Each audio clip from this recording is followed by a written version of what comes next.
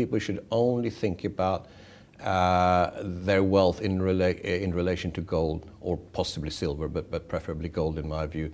And of course the Americans, they don't understand what's happening. They don't understand that, as I said, the currency has lost 80% against gold in the last 10 years. They don't understand that their stock market investments have also lost 80% against gold in the last 10 years.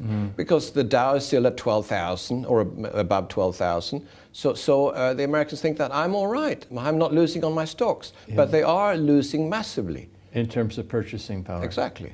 Yeah, but you know, that's very understandable from the point of view that when you're within a country and you're getting paid in dollars and you're using dollars at the gas station, the supermarket, you sort of lose sight of, you know, what's really happening to the currency because you sort of get used to it. It's people outside the country that understand better what's actually happening within the country, because, you know, in Europe you don't have to hold dollars, or if you're in Asia you don't have to hold dollars, and if you don't like what's going on in the States, you dump those dollars, and that's basically what China is saying, for example. So you know, when a currency collapses, the demand for the currency collapses first outside the country. Only within the country does the currency collapse, the demand fall, but that's at a later stage once the signs are clearly there.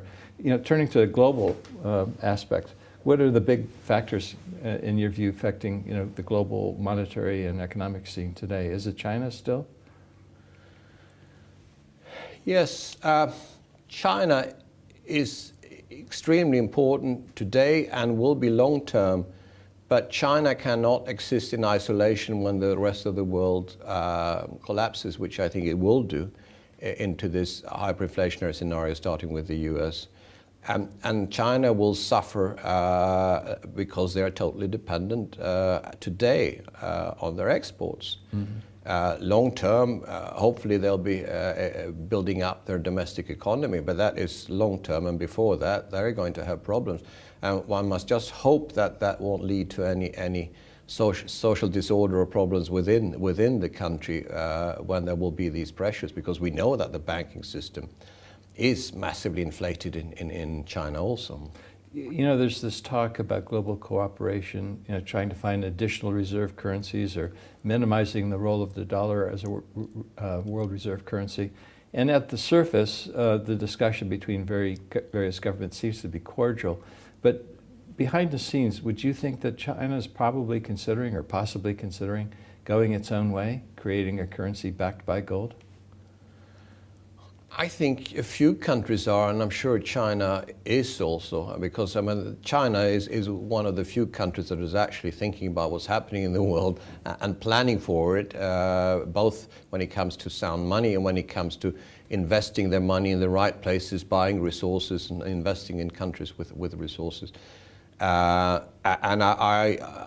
I don't know what they are planning, but I know that they are certainly thinking more than anyone else about the role of gold.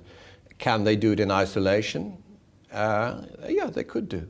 You know, it seems to me that China is building a commercial empire. They're, you know, globally, you know, they're using their foreign exchange reserves to buy resources in Africa, to try to buy companies. You saw Barrick competing with Minmetals, I guess it was, to buy Equinox, the copper company.